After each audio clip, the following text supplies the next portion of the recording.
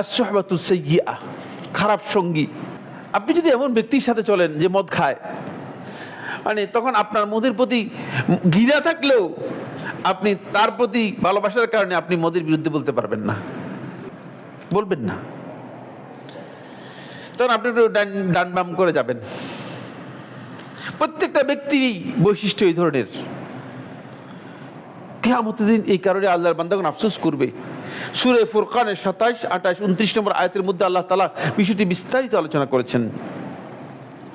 ইয়া ওয়াইলাতা লাইতানি লাম আত্তাখিজ ফুলানান খলিলা, হে আমার আফসোস, হে আমার ধ্বংস, লাম আত্তাখিজ ফুলানান খলিলা, যদি আমি অমুককে বন্ধু হিসেবে গ্রহণ না করতাম। আজকে তো বেশিরভাগ লোক হক থেকে বিচ্যুত হয়ে যাচ্ছে, এই কারণেই হকের রাস্তা তার অর্জন করতে পারছে না।